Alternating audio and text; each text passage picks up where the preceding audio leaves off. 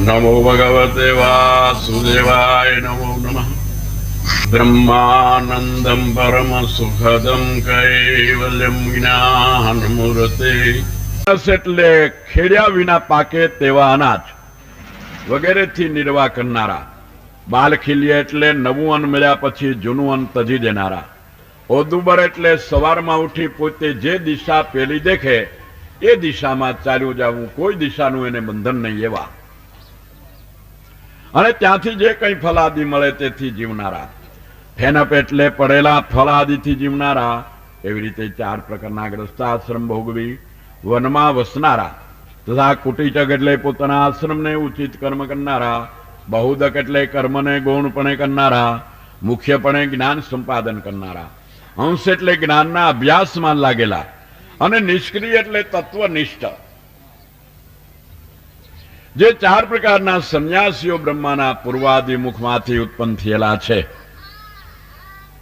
તેમજ અનવિક્ષિકી એટલે મોક્ષ ઉપયોગી વિદ્યા, ત્રયી એટલે ધર્મના સાધનરૂપ વિદ્યા, વાર્તા એટલે કામ સંપાદન કરવાના ઉપાયરૂપ વિદ્યા, દંડનીતિ એટલે ધન મેળવવાના સાધનરૂપ વિદ્યા. આ ચાર વિદ્યાઓ તથા ભૂ ભુવઃ સ્વ અને મહ એ ચાર વ્યાહુતિઓ બ્રહ્માના ઉપર ગયેલા મુખમાંથી અનુક્રમે ઉત્પન્ન થયેલા છે. ઓંકાર તેના હૃદય આકાશથી ઉત્પન્ન થયો. એ તાત શબ્દરૂપ બ્રહ્મના વ્યક્ત એટલે વૈખરીવાણી નામના સ્વરૂપથી, તથા અવ્યક્ત એટલે પ્રણમ સ્વરૂપથી પરમેશ્વર પૂર્ણ રીતે વ્યાપક તથા નાના પ્રકારની શક્તિ સહિત એટલે ઇન્દ્રાદિ રૂપે ભાસે છે. એ બ્રહ્માનું શબ્દરૂપ તો નિત્ય છે. સર્વે અંશમાં નામ હમેરા, નામ વિના કોઈ ઠામ નહીં. પણ આ પિંડ બ્રહ્માંડમાં જુઓ તપાસી તો આ નામ સમો વડે કોઈ નહીં. આપણે દાદા રામદેવજીને એના જીવન પ્રસંગોની માલિકો લીલુડે ઘોડે અસવારે એવું કઈ છે. પણ ભાઈઓ 16મા સૈકાની માલિકો દાદા રામદેવજીનો અવતાર થયો એમ ગાવામાં આવે છે. ઝાડવાના પાંદડા જેવો લીલો ઘોડો તે કેડે કોઈ જન્મો જ નહીં હોય.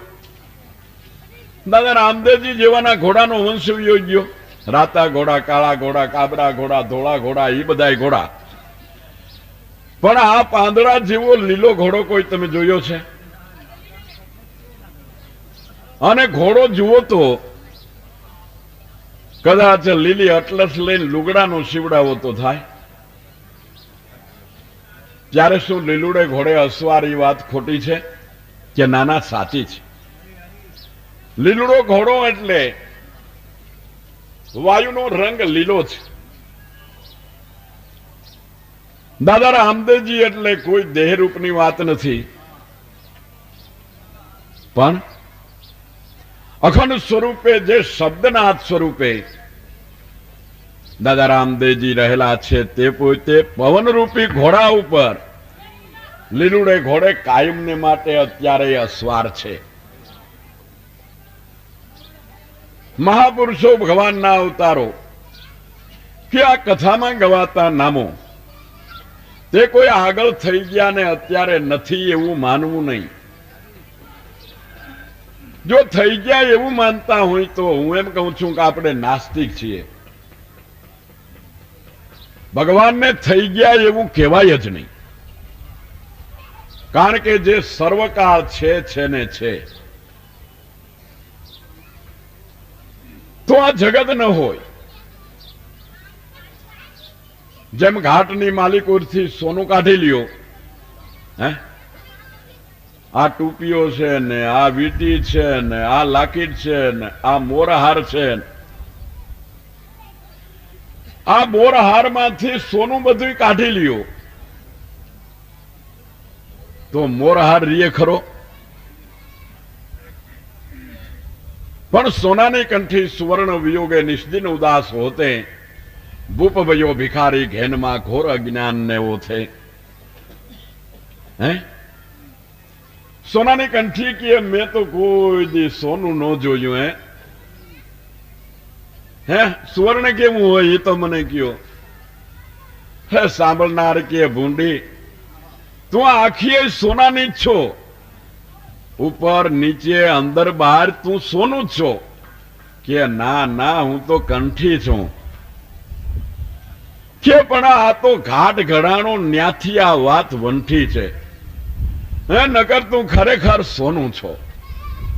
ઘાટ ઘડ્યા પછી નામરૂપ જુજવા, અંતે તો હેમનું હેમ હોઈએ.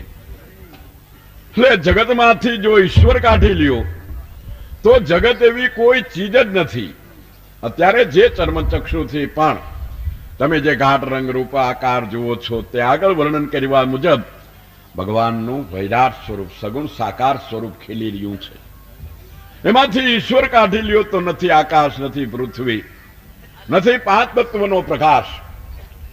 એ બધું એના થકી જ રહેલું છે.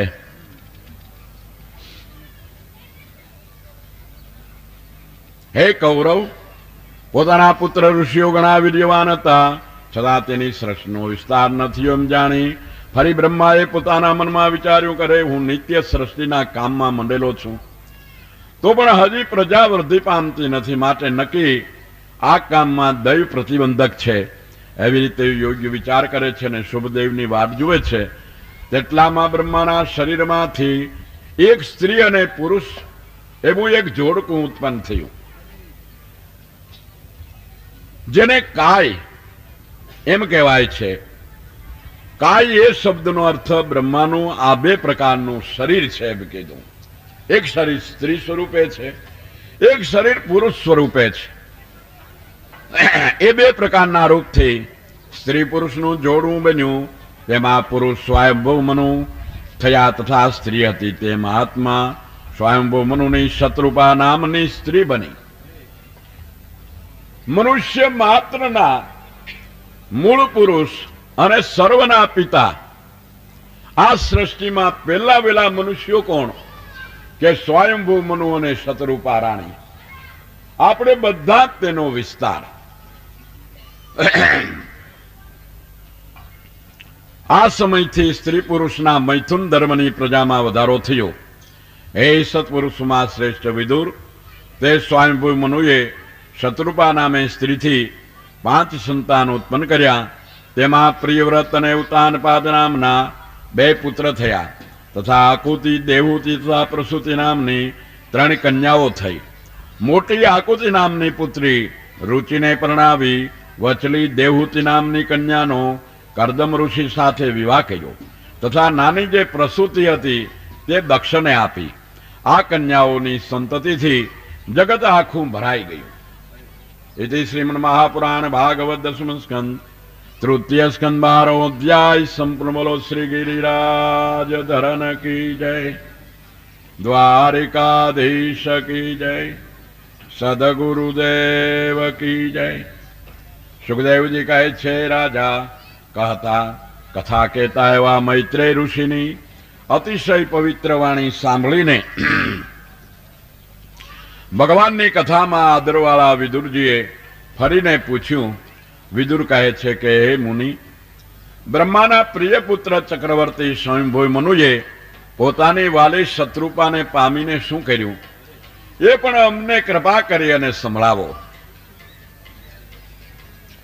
ત્યારે સુખદેવજી કહે છે, એવી રીતે પૂછતા એવા વિવેકી તથા શ્રી કૃષ્ણે ખુશીથી ઘણી વખત જેના ખોળામાં પોતાના ચરણ પસારેલા છે એવા વિદુરજીને ભગવાનની કથા કહેવાને પ્રેરાયેલા, તથા એ જ કારણથી જેના રૂવાણા ઉભા થયા છે એવા મૈત્રેયે આ રીતે કહ્યું. મૈત્રેય કહે છે કે જ્યારે સ્વયંભૂ મનુ પોતાની સ્ત્રી સાથે ઉત્પન્ન થયા ત્યારે હાથ જોડી પ્રણામ કરીને તેણે બ્રહ્માજીને કહ્યું કે તમે એક જ સર્વ પ્રાણીઓના જન્મ આપનારા તથા જીવિકા કરી આપનારા પિતા છો, માટે આપને કોઈની ગરજ નથી, તો પણ આપની પ્રજા અમે શી રીતે આપની સેવા બજાવીએ તે આજ્ઞા અમને કરો.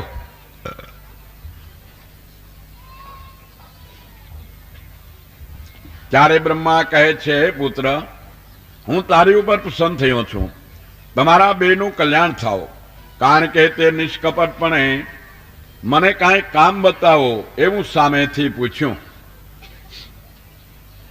હે વીર, આ રીતે પુત્રોએ પિતાની સેવા કરવી તથા અભિમાન મૂકી સાવધાનપણે શક્તિ પ્રમાણે આદરપૂર્વક તેની આજ્ઞા પાળવી જોઈએ.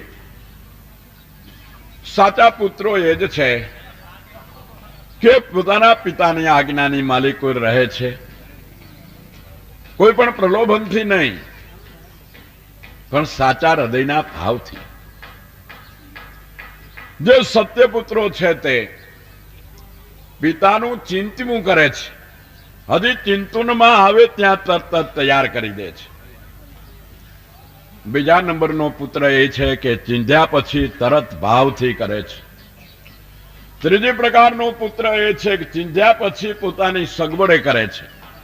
અને ચોથી પ્રકારનો પુત્ર એવો છે કે ચિંધ્યા પછી પણ બિલકુલ કરતો જ નથી. ખરેખર એ પુત્ર નથી, પણ પિતાની વિષ્ઠા છે એમ કહેવાય.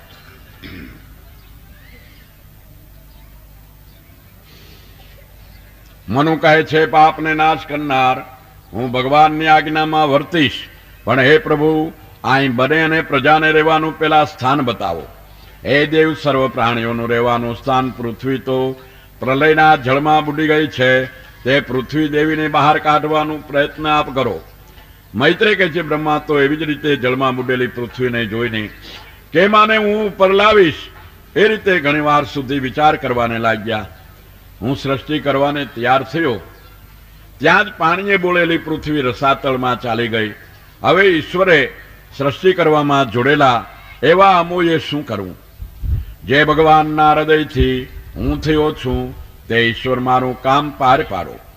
એવી રીતે વિચાર કરે છે, તેટલામાં બ્રહ્માના નસકોરામાંથી એક અંગૂઠાના ટેરવા જેવડું વરાહનું બચ્ચું નીકળ્યું. તે બ્રહ્મા જુએ છે, તેટલામાં એક ક્ષણમાં અંતરિક્ષમાં રહેલું બચ્ચું થોડીક વારમાં તો મોટા હાથી જેવડું થઈ ગયું. સુવરનું રૂપ જોઈને મરીચી આદિ બ્રાહ્મણો, સનતકુમાર અને સ્વયંભૂ મનુ સાથે બ્રહ્માએ સર્વે જુદી જુદી રીતે વિચાર કરવા લાગ્યા કે આ તે શું કૌતક છે. નીકળ્યું તે સમયે અંગૂઠાના ટેરવા જેવડું દેખાતું હતું, ક્ષણમાં જાડા મોટા પથ્થર જેવડું થઈ ગયું. શું આ યજ્ઞ સ્વરૂપ ભગવાન વિષ્ણુ હોય છે? પોતાના રૂપને વરાહના આકારમાં ઢાંકીને મારા મનને ખેદ ઉત્પન્ન કરે છે કે શું? આવી રીતે પોતાના પુત્રોની સાથે બ્રહ્મા વિચાર કરે છે. તેટલામાં મોટા પર્વત જેવડા યજ્ઞ પુરુષ ભગવાને ગર્જના કરી. દિશામાં પડઘો બોલે એવા નાદ વડે તે સમર્થ હરિએ બ્રહ્માને તથા બ્રહ્મણોને રાજી કર્યા. એવા ભગવાન પોતાના ગુણનું વર્ણન કરતી એવી તે મુનિઓની વેદવાણી સાંભળી દેવતાના ઉદયને માટે ફરીથી ગર્જના કરી હાથીના જેવી રમત કરતા કરતા જલની માલિકો પેઠા. વારાને વિશે પોતે યજ્ઞ મૂર્તિ પ્રગટ થયા છતાં પણ પશુની પેઠે નાક વડે પૃથ્વીને સૂંઘતા સૂંઘતા એવા ભગવાન ભયંકર દાઢવાળા છે, તો પણ પ્રેમવાળા નેત્ર વડે સ્તુતિ કરતા બ્રાહ્મણોને જોઈ જલમાં પેઠા કહે છે. વજ્રના પર્વત સરખું કઠણ ભગવાનનું અંગ અફળાવાથી અંદર માર્ગ પડી જવાથી, જાણે પેટ ચીરાઈ જવાથી પીડા પામતો એ સમુદ્ર ગર્જના કરવાને લાગ્યો.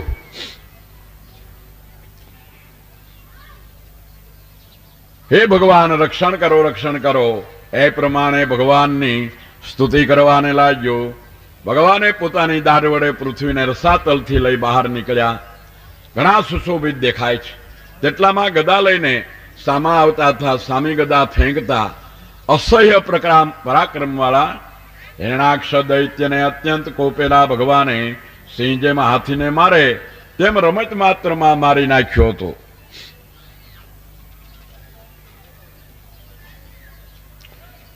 ઋષિઓએ ભગવાનની સ્તુતિ કરી. હે નાથ, આપે આ ઘણું સારું કર્યું.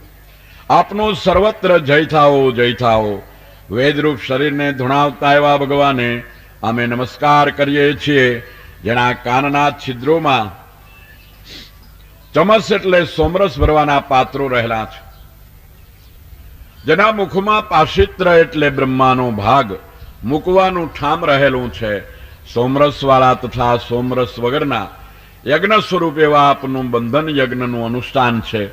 સમગ્ર મંત્ર દેવતા અને દ્રવ્યરૂપ સર્વયજ્ઞો રૂપ ક્રિયારૂપ વૈરાગ્યથી થયેલી ભક્તિથી તથા ચિત્તના સ્થિરપણાથી અનુભવમાં આવતા જ્ઞાનરૂપ અને એવા જ જ્ઞાનને આપનાર ગુરુરૂપ આપને અમે નમસ્કાર કરીએ છીએ. માતાને નમસ્કારથી સેવા કરશું કે જે પૃથ્વીને વિશે યજ્ઞ કરનારાઓ જેમ મંત્રથી અરણીમાં અગ્નિ મેલે તેમ આપે આપનું તેજ એટલે ધારણા શક્તિ મેલેલ છે.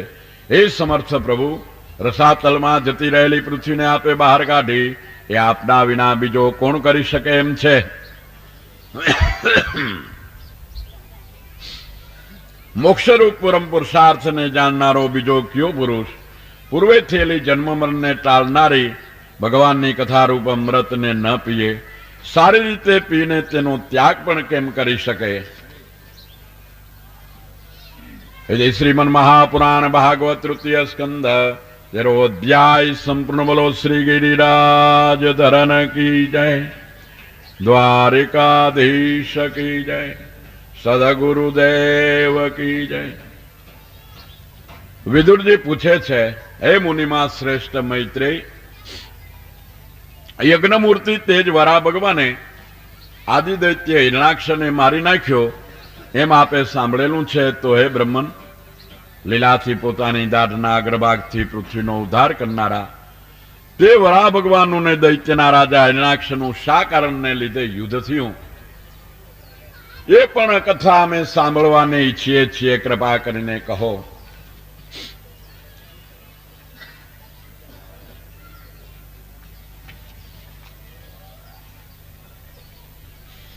ત્યારે મૈત્રેય કહે છે, વિદુર, મનુષ્યોને મૃત્યુના પાશથી મુકાવનારી આ હરિભગવાનના અવતાર સંબંધી કથાને તમે પૂછો છો, માટે તમારું પ્રશ્ન ઘણું શ્રેષ્ઠ છે. તમને સંભળાવું તેથી કરીને તમને એકને જ લાભ થાય એવું નથી, પણ વક્તાને એટલે મને કહેનારને પણ લાભ થાય છે. જેમ મા બાળકને શેરડી ફોલી દે તો છોતા ચૂસતા એમાં મીઠો રસ રહેલો તેનો લાભ એને નથી થતો. બાળકને સાકર ચાવીને તેના મોઢામાં નાખે તો પેલો સ્વાદ માતાને નથી આવતો.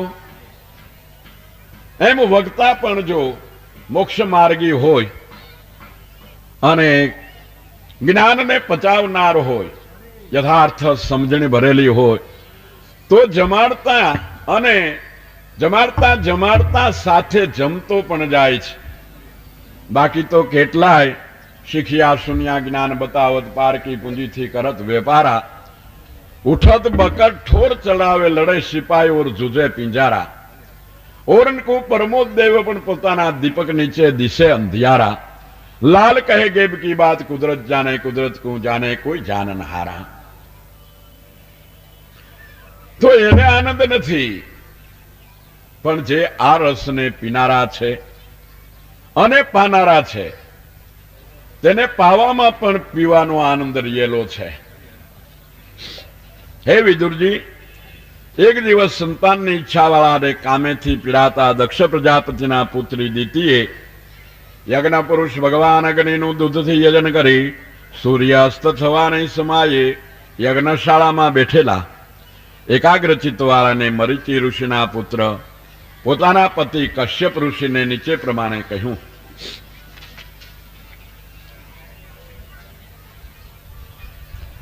દિતિ કહે છે, હે વિદ્વન, હાથમાં બાણ લીધેલો આ કામદેવ જેમ મદોન્મત હાથી કેળીને બલાત્કારથી પીડે તેમ હું ગરીબને તમારે માટે બલાત્કારથી પીડે છે. માટે તમે પ્રજાવાળી મારી સપત્ની એટલે શોક્યની સમૃદ્ધિથી બળતી એવી છે હું, તેની ઉપર આપ અનુગ્રહ કરો અને લોકોમાં યશ ફેલાય એવી રીતે કરો. દીકરીઓ જેને ઘણી વાલી છે એવા અમારા પિતા ભગવાન દક્ષ પ્રજાપતિએ પૂર્વે, હે પુત્રીઓ, તમે કયા વરને વરવા ઈચ્છો છો એમ અમને સર્વને જુદું જુદું પૂછ્યું હતું. પછી સંતાનને ઉત્પન્ન કરવા વાળા દક્ષ પ્રજાપતિ અમે સર્વપુત્રીઓના અંતકરણનો અભિપ્રાય જાણીને તેમના સ્વભાવ તમારા સ્વભાવને અનુસરતા હતા તે 13 પુત્રીઓ આપને પરણાવેલી છે.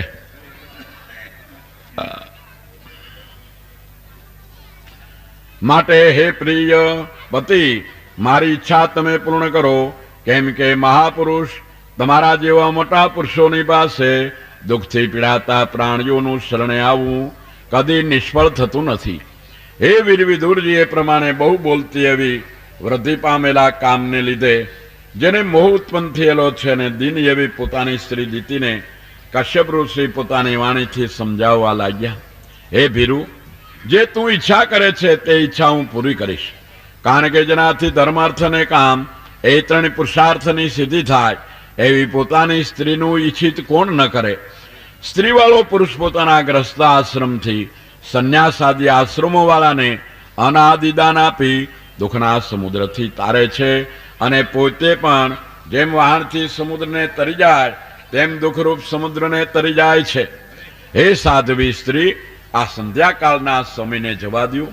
પ્રાણી માત્રને ઉત્પન્ન કરવા વાળા અને ભૂતના રાજા ભગવાન મહાદેવ ભૂતના ગણોથી વીંટાયેલા બળદ ઉપર બેસીને ફર્યા કરે છે.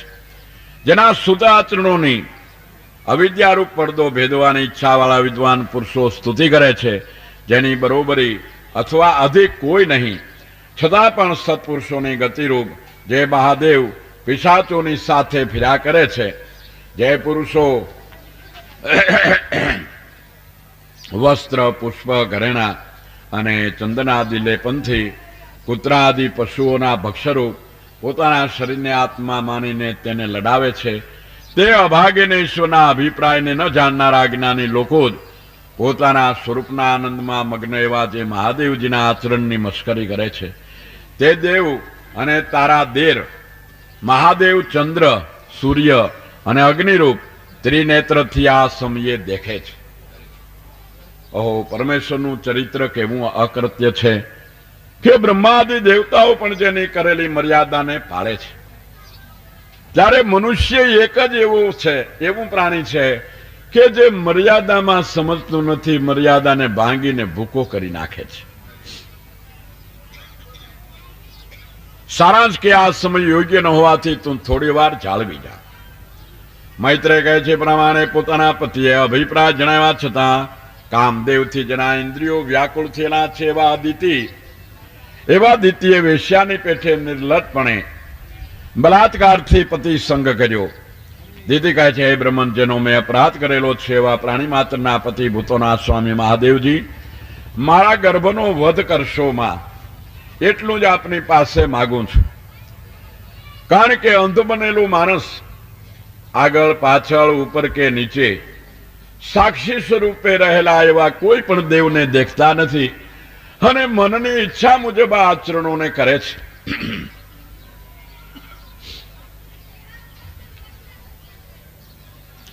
કશ્યપ ઋષિ કહે છે, હે ક્રોધી, હે પાપીણી સ્ત્રી, તારા અપવિત્ર મનને લીધે, સંધ્યા કાળરૂપ દુષ્ટ સમયને લીધે તે મારી આજ્ઞાનું ઉલ્લંઘન કર્યું તેથી અને મહાદેવના ભૂત પ્રેત આદિ અનુચરોનો પણ ત્યાં અતિ અપરાધ કર્યો, એથી તારા ઉદરમાં અધમ અને દુષ્ટ બે પુત્ર ઉત્પન્ન થશે અને તે લોકપાલ સહિત આ ત્રણેય લોકને વારંવાર દુઃખ દેશે. દીદી કહે છે, ઉત્પન્ન કરનારા જગતના નિયંતા ભગવાન અવતાર ધરી વજ્રધારી ઇન્દ્ર જેમ પર્વતનો એટલે તેની પાંખોનો સંહાર કરે, તેમ તારા પુત્ર દૈત્યનો તે ભગવાન સંહાર કરશે. ત્યારે દીતી કહે છે, હે નાથ, સુનાપ ચક્ર વડે શોભાયમાન ભુજાવાળા સાક્ષાત ભગવાનથી મારા પુત્રોના મૃત્યુ થવા ઈચ્છું છું, પરંતુ ક્રોધ પામેલા બ્રાહ્મણના શાપથી ન થાય એટલું માગું છું. ભગવાનથી જો પુત્રોનો નાશ થાય, મૃત્યુ થાય, તો જરૂર તે પરમધામને પામી જાય.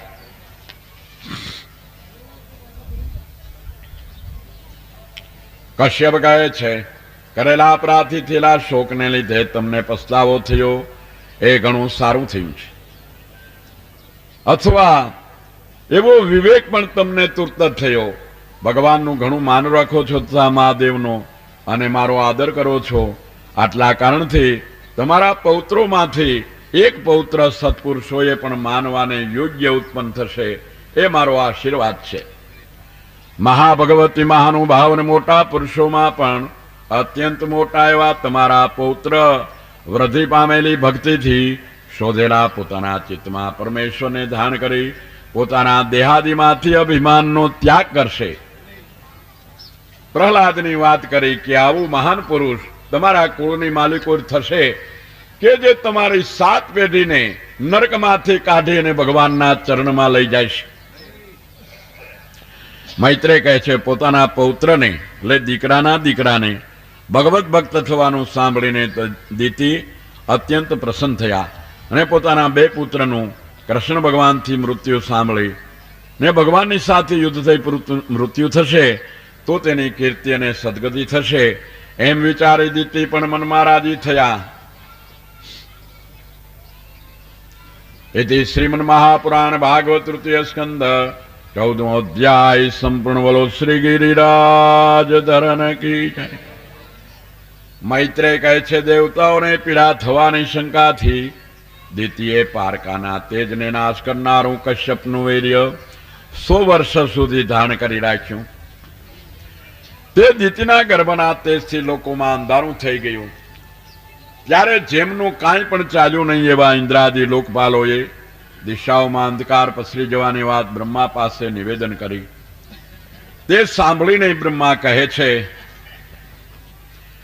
કે મારા મનથી ઉત્પન્ન થયેલા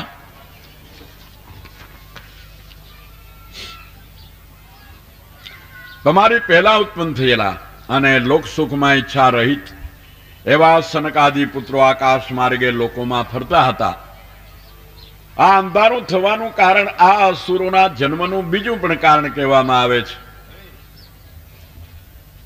એક સમયે તેઓ શ્રી ભગવાનના સર્વ લોકોએ નમસ્કાર કરેલા એવા વૈકુંઠ લોકની માલિકો ગયા. કોણ? 4 સનકાદિકો. તે લોકોમાં જેમણે નિષ્કામ ધર્મ વડે ભગવાનનું આરાધન કર્યું છે તે વૈકુંઠ ભગવાનના સરખા શરીરવાળા સર્વ પુરુષો વસે છે.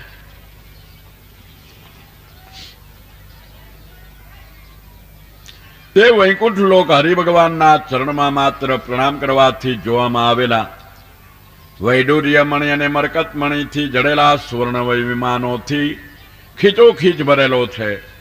તેમાં શ્રી કૃષ્ણમાં જેમનું ચિત્ત ચોટેલું છે એવા પુરુષોને મોટા કેડના પાછળના ભાગવાળી મંદાસ્ય વડે મનોહર મુખવાળી સ્ત્રીઓ મશ્કરીના વચનો વગેરેથી કામ ઉત્પન્ન કરી શકતી નથી. જે પુરુષો ભગવાનની સૃષ્ટિ આદિ લીલાની કથા તજીને સાર વગરની બુદ્ધિને ભ્રષ્ટ કરનારી તથા સાંભળનારાને અશરણ નરકમાં નાખનારી કામની વાતો સાંભળે છે. અરે તે બિચારા ભાગ્યા પુરુષો એ વૈકુંઠ લોકમાં જઈ તો શકતા નથી, પણ વૈકુંઠનું નામ સાંભળવાને માટે પણ શક્તિમાન નથી. કારણ કે પીધા જેવું આ એક જ રસ છે જે કથારૂપી અમૃત ભગવાનના ગુણાનુવાદો રૂપી રસ એ ભક્તિ રસ એક જ પીધા જેવો છે. અને તજીને જે વાણીમાં જે જોવામાં જે સાંભળવામાં વિશ્વના સુખની માલિકો રાહણા માણ્યા રહીએ છે તેને માટે તો જમદંડ સિવાય બીજો કોઈ માર્ગ આરો નથી. જેમ એક શિયાળિયો શેરડીના ખેતરમાં વાડમાં હળી ગયો, રોજ 2-4 શેરડીના સાંઠા ચૂસી જાય. હવે આ નુકસાન કાયમને માટે ખેડૂને કેમ પોસાય? આખી રાત કોસ આંકે બાઠા પડી જાય. એમાં આખી રાત કોસ આંકીને ઘેરે શિરામણ કરવા ખેડૂ ગયો. પાછળથી લાગ જોઈને શિયાળિયો ફરી ગયો. 3-4 સાંઠા શેરડીના પાડીને બહાર નીકળી આવ્યો. ત્યાં આગલા વર્ષના વાડની પતરીનો ઢગલો, એના ઉપર બાવળો, એના ઉપર એક ગલકાનો વેલો ચડી ગયેલો અને એક પાકી ગયેલ ગલકું હાથ એકનું લાલ ચોળ લટકે રહ્યું. શિયાળિયાને એમ થયું કે આ શેરડી તો બહુ ખાધી અને એનો રસ તો બહુ મીઠો ને એની તો મજા કોઈ અનેરી, પણ મારું હારું આ ફળ તો કોઈ દી જોયું નહીં. વળી પાકીને લાલ ચોળ થઈ ગયું છે. હે, આ ફળનો આજ તો સ્વાદ લઈ લઉં. આજુબાજુ જોયું, કોઈ વાડીમાં નથી. ઢગલા માથે ચડ્યું, ત્યાં થોડુંક છેટું રહ્યું. ઠેકડો મારીને જે મોઢું માર્યું કે ગલકાની માલિકો જામી ગયેલી જાળીમાં તીણા દાંત બધાય ખૂચી ગયા. દાંત જાળીમાંથી નીકળે નહીં, મોઢું ઉઘડે નહીં, ગલકું તૂટે નહીં. શિયાળિયા ભાઈ ગલકાની હારો હાર લબડી પડ્યા. ખેડૂત થોડીક વારે ઘરેથી આવ્યો. તાજા પગલા ધોરિયામાં પડેલા જોઈને કાળ ઝાળ થઈ ગયો. હાથમાં કોદાળી લઈને ગોતવા ઉપડ્યો. આજ તો ટાળી દઉં, બીજી વાત નહીં. પણ જ્યાં આઘેરો જાય ત્યાં તો હામાં પગલાય પાછા પગલાય મળ્યા. અરે તારી ભલી થાય, આ તો એનો નિયમ સાચવી નુકસાની કરી અને ચાલ્યું પણ ગયું. આ સાલું રોજ જાય છે ક્યાં? એ પગલે હાલ્યા જતા જતા જતા અરે તારી હું કે દેખી ગયો. આ તો આપોઆપ ચોર પકડાઈ ગયો. જાજા દીની દાજ ભેગી થયેલી કોદાળી લઈ ડગલા ઉપર ચડી બુંધરાટી વર જે મારીને તે ગલકું ને શિયાળિયું વાડી બારા તડબડ પાટ. રાડ્યું નાખતું નાખતું ભાગ્યું કે આ ચૂહમ ચૂહા તો બહુ ચૂહા, પણ આ લડબત મત ચૂહા. ચૂહા નહીં ચૂહા તો આ કાંધ મેં ખાધા બુહા. હેમ હરિરસ ને પડતા મૂકીને હરિરસ પિતાજને અબખે પડી ગયો. પછી સલીલ ચડી ગયા સ્વાદે. જે વિષય રસ રૂપી સ્વાદે ચડી ગયા છે એને તો કાંધમાં બુહા પીડ્યા વિના છૂટક્યો નથી. માટે મન, કર્મ અને વચને એક રૂપ રહેવું. જેના મન, કર્મ અને વચન એક રૂપ નથી એ બધાય પાખંડી છે. ગમે તેટલી મોટી વાતો કરે તો પણ તેવા વાચાળ જ્ઞાનીઓનો કોઈ દિવસ સંગ કરવો નહીં, તેની વાત માનવી નહીં.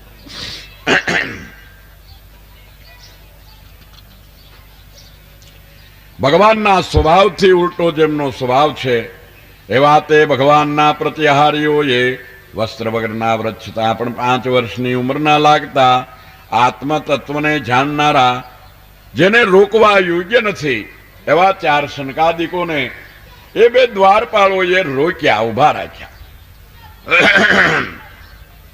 તે 2 પ્રતિહારીઓએ દેવતાઓના દેખતા તેઓને અટકાવ્યા. ત્યારે અતિ પૂજ્ય હોવાથી તેમને ક્રોધ ચડવો ઘટે નહીં. તો પણ એમને એમ થયું કે ભગવાનના દર્શન કરવામાં આ 2 અંતરાય રૂપ બન્યા ને એટલા આપણે મોટા ભગવાનની પાસે જઈ શકીએ. વળી વૈકુંઠ લોકમાં રહેવા છતાં જેનામાં આવી ભેદ બુદ્ધિ રહેલી છે તેમને ખરેખર પાઠ ભણાવવો જોઈએ. તે વિના તેનો ઉદ્ધાર થઈ શકે નહીં.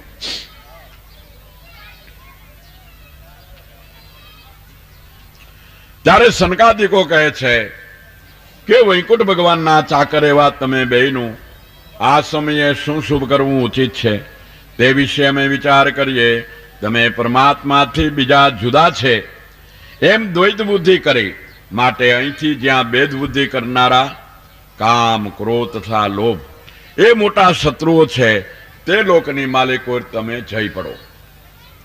તેઓનું ભયંકર બોલવું સાંભળી આ બ્રાહ્મણોનો શાપ શાસ્ત્રોના સમૂહથી પણ અનિવાર્ય છે એમ જાણીને આવા ઋષિઓનો અપરાધ કરવામાં ઘણો ભય પામતા ભગવાનના 2 અનુચરો અતિ ભય પામીને એ મુનિઓના ચરણોમાં સાષ્ટાંગ નમસ્કાર કરીને બોલ્યા, ઈશ્વરની આજ્ઞાનું ઉલ્લંઘન કરવા રૂપ પાપને હરે એવો અમો અપરાધી ઉપર આપે જે દંડ કર્યો તે યોગ્ય છે. એ દંડ અમારી ઉપર ભલે હો, પરંતુ આપની કૃપાથી થયેલા લેશ માત્ર પસ્તાવાને લીધે અમે અજ્ઞાનવાળી નીચી યોનિને પામીએ તો પણ ભગવાનના સ્મરણનો નાશ કરનાર મોહ અમને થશોમાં. અમારું જ્ઞાન નાશ પામશો નહીં. જો અમને જ્ઞાન હશે કે આ કારણથી અમે આ અવતારને પામ્યા છીએ, એ જો જ્ઞાન અમને હશે તો અમારી અધોગતિ થશે નહીં.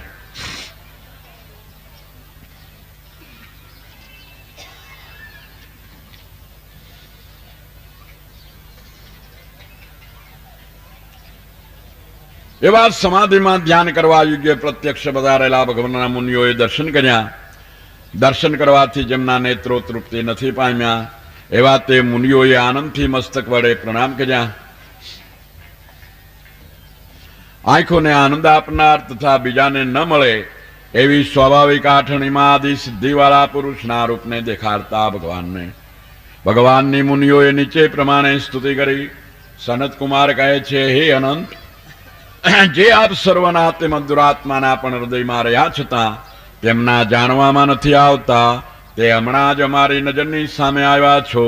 જે સમયે આપથી થયેલા અમારા પિતા બ્રહ્માએ અમારી આગળ આપનું વર્ણન કર્યું, તે સમયે કાનના છિદ્રના માર્ગે આપ અમારા હૃદયમાં પ્રવેશી ચૂક્યા છો. પેલા ભગવાન આપણને પરોક્ષ રૂપે પ્રાપ્ત થાય છે. પરોક્ષ વાણી દ્વારા તેમનું અનુસંધાન કરતા હૃદયની માલિકો અપરોક્ષ રૂપે તે જરૂર જણાય છે, પણ પેલા પરોક્ષ જ્ઞાનથી તેમનું સ્વરૂપ નક્કી કરવું. પરોક્ષ જ્ઞાન આપણને સંતો આપે છે. આ મહાપુરાણો ભાગવત જેવી કથાઓ આપે છે. બ્રહ્મા કહે છે, યોગ માર્ગે ચાલનારા તથા એ પ્રમાણે ભગવાનની સ્તુતિ કરતા એવા સનકાદિક મુનિઓના વચનોની પ્રશંસા કરી વૈકુંઠવાસી ભગવાને તેમને આવી રીતે કહ્યું. ભગવાન કહે છે, મારા પાર્ષદા જય અને વિજયે મને હલકો ગણીને જે તમારું અપમાન કર્યું, તે મારા ભક્ત એવા તમોએ તેઓને દંડ આપ્યો. તે દંડ, હે મુનિઓ, તમારો દેવતાઓનો અપરાધ કર્યો માટે હું પણ માન્ય રાખું છું. પોતાના ચાકરે કંઈ પણ અપરાધ કર્યાથી ચાકરના નામ સાથે અમુક માણસનો આ ચાકર એ નામ સંકળાયેલું છે. ભગવાનના પાર્ષદો કહેવાય, એટલે મારો પણ એ અપરાધ કહેવાય. કોણ કહે છે? ભગવાન સનકાદિકોને કહે છે, તમ લોકોની સેવાથી મારા ચરણની રજ પવિત્ર થાય છે. હું તત્કાળ સર્વના પાપનો નાશ કરું છું, સદાચરણી છું. અને જે લક્ષ્મીની પોતાની ઉપર જરા પણ દ્રષ્ટિ પડવાની ઈચ્છાથી બ્રહ્માદિ દેવો પણ અનેક નિયમો ધારણ છે, તે લક્ષ્મીથી હું વિરક્ત છતાં પણ તે મને છોડતી નથી. એ પણ તમારી સેવાનું ફળ છે. કાયમને માટે લક્ષ્મીજી મારા ચરણ સેવે છે, એ પણ આપ સંતોના ચરણની સેવાનું જ ફળ હું માનું છું. કોણ કહે છે? ભગવાન પોતે કહે છે. મહેતાજીએ ગાયું ને, એક સંત ચલે એની આગે હું ચલું. સંત તો સુવે ને હું તો જાગું. ઘડી એક વાર નહીં મારા સંતોથી અળગો કષ્ટ બધા એના કાપું. સંતનો તો હું સેવક છું અર્જુન. લક્ષ્મીજી સંતો કેરી દાસી. 68 તીર્થ મારા સંતોને ચરણે, કોટી ગંગા અને કોટી કાશી. વળી એ બેઠા બેઠા ગાય ત્યાં હું ઊભો ઊભો સાંભળું, અને ઊભા ઊભા ગાય ત્યાં તો હું નાચું. આઠે આઠે પોર મારા હૃદયામાં રાખું, ભણે નરસૈયો આ પદ સાચું. આટલી બધી પ્રશંસા ભગવાને સનત કુમારોની કરી. ત્યારે મુનિઓ કહે છે કે આપ સર્વના ઈશ્વર થઈને મારી ઉપર તમે અનુગ્રહ કર્યો એવા નમ્રતાના વચન બોલો છો, માટે હે ભગવાન, આપ શું કરવા ધારો છો તે અમે જાણી શકતા નથી. આવડું મોટું માન અમને શાને આપી રહ્યા છો? હે દેવ, બ્રાહ્મણ જેને પ્રિય છે એવા આપનું દૈવત બ્રાહ્મણ છે, તથા બ્રાહ્મણોને દેવોનું દૈવત તથા આત્મા આપ ભગવાન છો. અને જેને પોતાના ભક્તોમાં જ આસક્તિ છે તથા સુદાચરણ વડે સેવા કરતા લક્ષ્મી જે ગણી આદર નથી કરતા, તે આપને માર્ગમાં બ્રાહ્મણોના ચરણની રજ તથા શ્રીવત્સ નામનું ચિહ્ન શું પવિત્ર કરે છે? સારાંશ કે નથી કરતા. આપના યોગ્ય ગુણના આશ્રય રૂપ એવા આપ તે બંનેને ભૂષણ રૂપે શા માટે ધારણ કરી રહ્યા છો? હે ભગવાન, આપ અમને આટલું બધું માન આપો છો, તેનું કારણ એવું લાગે છે કે આપનો દાખલો લઈને સર્વ અમને માન આપે એવો કદાચ આપણનો આમાં ભાવ હોય. ત્યારે ભગવાન કહે છે કે ક્રોધના વેગથી વૃદ્ધિ પામેલી ચિત્તની એકાગ્રતાથી જેણે યોગ દ્રઢ કર્યો છે એવા જય અને વિજય દૈત્યની યોનિને ભોગવીને તુરત પાછા અમારી પાસે આવશે. હે બ્રાહ્મણો, જે શાપ તમે ઠેરાયો છે મેં પણ તે ઠેરાયો છે એમ તમે સમજો. બ્રહ્મા કહે છે, સનકાદિક મુનિઓને નેત્રને આનંદ આપનારા વૈકુંઠ લોકને જોઈને સ્વયં પ્રકાશ વૈકુંઠ ભગવાનના દર્શન કરીને તથા ભગવાનને પ્રણામ કરી પ્રદક્ષિણા ફરીને અને તેની રજા લઈને ભગવાનની શોભાનું વખાણ કરતા કરતા વૈકુંઠ લોકમાંથી ગયા. પછી ભગવાને પોતાના દ્વારપાલ જય વિજયને કહ્યું, તમે ભય પામો નહીં, તમારું કલ્યાણ થશે. હું સમર્થ છું, તો પણ બ્રાહ્મણનો શાપ મિથ્યા કરવાને ઈચ્છતો નથી. વૈરભાવે કરીને મારે વિશે થયેલી વૃત્તિથી એકાગ્રતાથી બ્રાહ્મણનો શાપ ભોગવીને થોડા સમયમાં તમે ફરી મારી પાસે આવશો. દ્વારપાલને રીતે આજ્ઞા આપીને વિમાનની માળાઓથી શોભિતા સર્વાધિક શોભાવાળા પોતાના મંદિરમાં ભગવાન પધાર્યા. મૈત્રેય કહે છે, બ્રહ્માએ કહેલું અંધારું થવાનું કારણ સાંભળીને જેમનો સંદેહ દૂર થયો છે એવા બધા દેવો સ્વર્ગમાં ગયા. આ અંધારું સાથી થયું છે એનો મર્મ કહી બતાવ્યો કે આવા ભયંકર રાક્ષસો દિતિના ઉદરમાં આવેલા હોય અને જગતની માલિક કોઈ ઘોર અંધકાર ફેલાયેલો છે અને દિતિના ઉદરમાં આ રાક્ષસો તે કોણ છે ને શા માટે આવ્યા છે એ વાત મેં તમને કહી બતાવી.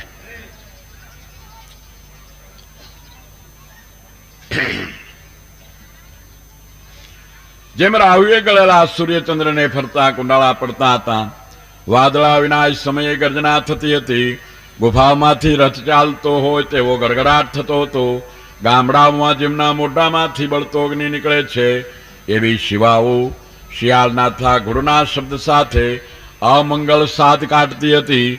ગધેડાના અવાજથી ભય પામેલા પંખીઓ પોતાના માળા છોડી પોતપોતાની જાતિનો શબ્દ કરતા આકાશમાં ઉડતા ફરતા હતા અને મળમૂત્ર જેમના ચાલ્યા જતા હતા.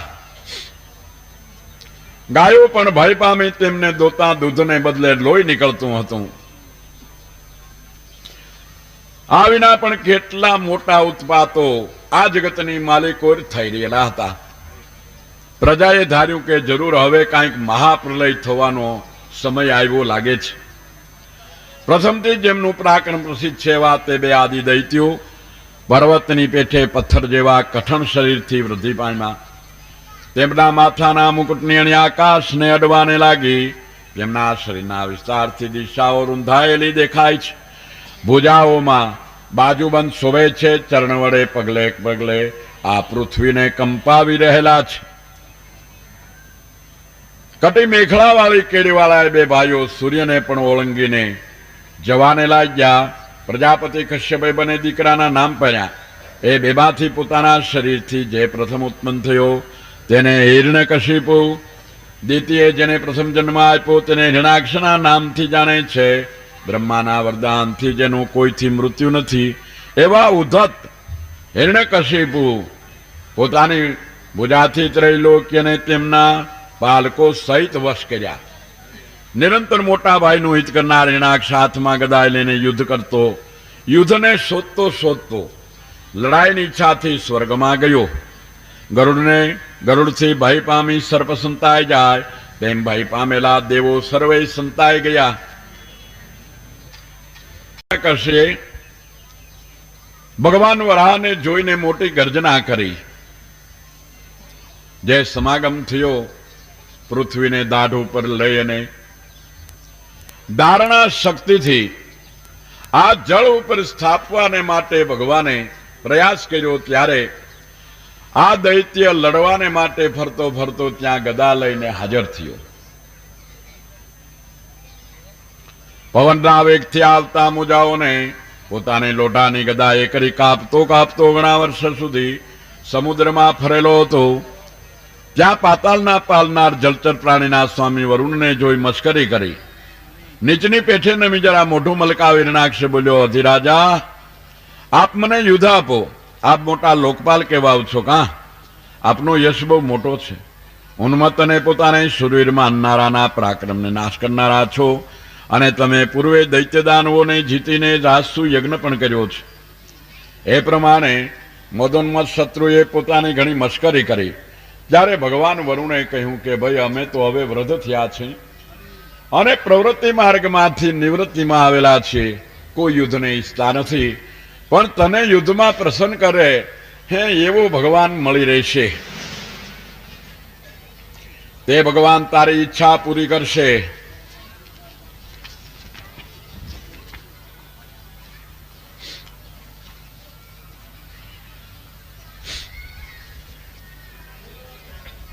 જે તારા જેવા દુષ્ટ પુરુષોના નાશને માટે તથા સત્પુરુષો ઉપર કૃપા કરવાને માટે અવતારને ધારણ કરે છે, તે ભગવાનની સામો થઈને તજી તું કૂતરાઓથી વીંટળાયેલો રણશૈયાની માલિકો સુઈશ.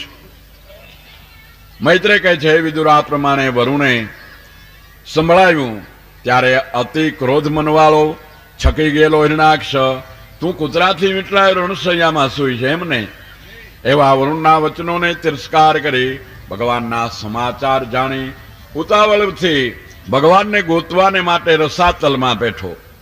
રસાતલમાં જઈને મેળવનારા, ધરતીને ધારણ કરનારા, આગલી દાળની અણી ઉપર જેણે પૃથ્વીને ધારણ કરી છે એવા ભગવાનને જોઈને મશ્કરીથી બોલ્યા, હો આ તો પાણીમાં ફરનારો વરાહ છે, વરાહ. ભગવાને કહ્યું કે હે યજ્ઞ અહીં આવ અને પાતાલમાં રહેવા વાળા અમને બ્રહ્માએ આપેલી આ પૃથ્વીને તું છોડી દે. હે દેવતાઓમાં અધમ, હે સુવર્ણા જેવી આકૃતિ વાળા, આ પૃથ્વી સાથે મારી નજર આગળથી તું હવે કુશળ જવાનો નથી. માયા વડે કપટ કરી જઈને મેળવનારો જે તું અસુરોને હણે છે તે તુને અમારો નાશ મારવા માટે અમારા શત્રુએ શું ઉછેર્યો છે? હે મૂઢ યોગ માયાના બળવાળો, અને એટલા જ માટે હીન બળવાળો એવો તું તેને મારીને હું મારા સગા સંબંધીનો શોક ટાળીશ. એટલે કશ્યપ હિરણાક્ષ ભગવાન વરાહને આ પ્રમાણે કહે છે. ભગવાન શાંતિથી સાંભળે છે. વરાહ અવતાર ભગવાન પોતાની દાઢની અણી ઉપર રહેલી પૃથ્વીને ભય પામેલી જાણીને શત્રુના દુષ્ટ વચનની વેદનાને સહન કરતા જેમ જુડથી પીડાયેલો હાથી હાથણી સહિત તળાવમાંથી બહાર નીકળે તેમ પાણીમાંથી બહાર નીકળ્યા. મગરમત્સ્ય જેમાં હાથીની પાછળ દોડે તેમ પાણીમાંથી બહાર નીકળતા તે વરાહની પાછળ દોડતો એ રાક્ષસ ભયંકર અવાજ કરતો, લાજુગના સત્પુરુષોને કરવાનું શું છે? કાંઈ પણ ન કરવાનું નથી, કેમ કે તેને નિંદાનો ભય હોતો નથી. હિરણાક્ષના દેખતા બ્રહ્માએ સ્તુતિ કરાતા અને દેવતાઓએ ફૂલ વડે વધાવતા વરાહ અવતાર ભગવાનને પૃથ્વીને પાણીની સપાટી ઉપર મેલીને તેમાં પોતાની આધાર શક્તિ મૂકી. પછી પાછળ લાગેલા એ દૈત્યને ઠારા વચનોથી વારંવાર મર્મસ્થાનને ભેદી નાખતા હિરણાક્ષ પત્યે અતિ તપી ગયેલા ભગવાન હસતા હસતા બોલ્યા. વરાહ ભગવાન કહે છે, હે દુષ્ટ હિરણાક્ષ, અમે આ રસાતલમાં રહેનારા લોકોની થાપણરૂપ પૃથ્વીને લઈ જઈએ છીએ. લાજ વગરના છીએ, તારી ગદાએ અમને નસાડ્યા છે તથા અશક્ત છીએ, તો પણ લાચાર થઈને તારી સામે તો ઊભા છીએ. તારી સાથે વેર કરીને અમે ક્યાં જઈએ ભાઈ? મૈત્રેય કહે છે, એવી રીતે વરાહ ભગવાનથી જેનો ઘણો તિરસ્કાર વાણી દ્વારા થયો છે, અગર મશ્કરી થઈ છે, એવા હિરણાક્ષ દૈત્યને મોટો નાગ જેમ રમતા રમતા પોતાના ભયંકર ક્રોધ કરે તેમ ક્રોધ ચડ્યો. અત્યંત ક્રોધી જોરથી શ્વાસોશ્વાસ લેતો હિરણાક્ષ ઉતાવળથી આવીને ભગવાનને ગદા મારી. પોતાના શત્રુ હિરણાક્ષે છાતીમાં મારેલી ગદાના વેગથી જેમ યોગી કાળને છેતરે તેમ ભગવાને તે મારને છેતર્યો, અર્થાત તેથી પોતે બચી ગયા, ખસી ગયા. એ પ્રમાણે જીતવાની ઈચ્છાથી ક્રોધવાળા હિરણાક્ષ અને વરાહથી મોટી ગદાઓથી એકબીજા ઉપર પ્રહાર કરવાને લાગ્યા. એકબીજાને જીતવાની સ્પર્ધા રાખતા તીક્ષ્ણ ગદાના પ્રહારથી લોહી લોહાણ થયેલા અંગવાળા વાગેલી જગાઓથી જડતા લોહીના ગંધથી જેમનો ક્રોધ વૃદ્ધિ પામેલો છે અને જયથી જઈને આશાથી અનેક પ્રકારની લડાઈ કરી રહેલા છે. હિરણાક્ષ અને વરાહ ભગવાન એ બંનેનું યુદ્ધ એક ગાયને માટે વળતા બે સાંઢના જેવું શોભતું હતું. હવે બ્રહ્મા કહે છે, દેવા હિરણાક્ષ આપના શરણને મરણને શરણ થયેલા દેવતાઓનો, બ્રાહ્મણોનો, ગાયોનો અને નિરપરાધી પ્રાણીઓનો અપરાધ કરનારો છે. તેમને ભય ઉપજાવનાર, અનિષ્ટ કરનાર, તેમના ધનમાલ સ્ત્રી આદિનો હરનાર છે. માટે હવે વધારે રમત રવા દો અને આને જેમ બને તેમ વેલાસર ટૂંકો કરી નાખો. હે પ્રભુ, લોકનો અંત જાણનાર અને અત્યંત ભયંકર આ સંધ્યાનો સમય થતો આવે છે. માટે તમે દેવતાઓનો જય સંપાદન કરો અને આ મૂર્તમાં થયેલો અભિજીત નામનો યોગ જે કે ઘણા ખરો જતો રહ્યો છે, તો પણ હજી થોડો બાકી રહ્યો છે, એટલામાં શુદ્ધ અંતઃકરણવાળા અમો સર્વનું કલ્યાણ કરવા સારું કોઈથી જીતી ન શકાય એવા હિરણાક્ષ દૈત્યને તમે ઉતાવળથી મારી નાખો. મૃત્યુરૂપ આપને આ હિરણાક્ષ પોતે પ્રાપ્ત થયું, ઘણું સારું થયું. હવે યુદ્ધમાં પરાક્રમ કરી તેનો સંહાર કરીને લોકોને આપ સુખી કરો. મૈત્રેય કહે, બ્રહ્માનું કપટ વગરનું અને અમૃત સમાન વચન સાંભળીને ભગવાને હિરણાક્ષને મારવાને માટેની ઈચ્છા કરી.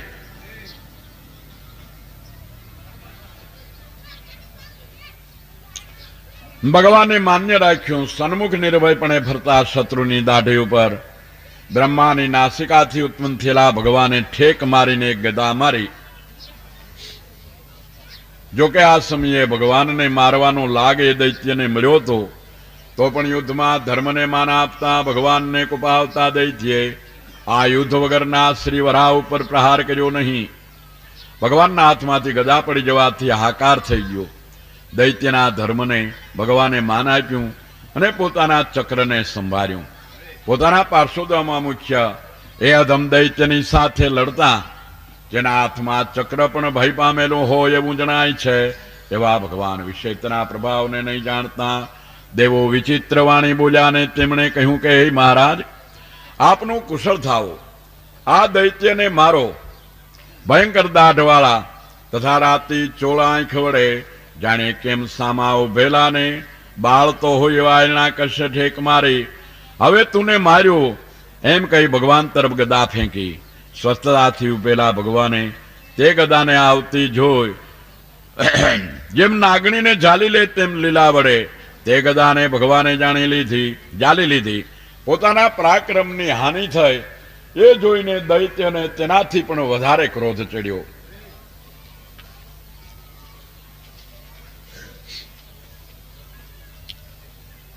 હે વિદુર,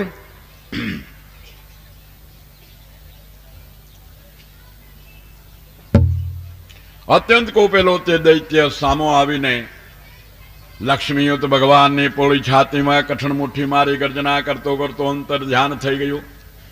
હે વિદુર, વરાહરૂપ ધરનારા ભગવાનને આવી રીતે મુઠ્ઠી માર્યા છતાં પણ જેમ ફૂલની માળા વાગવાથી હાથી જરાય ચલાયમાન ન થાય, તેમ લેશ માત્ર પણ તે ચડ્યા નહીં.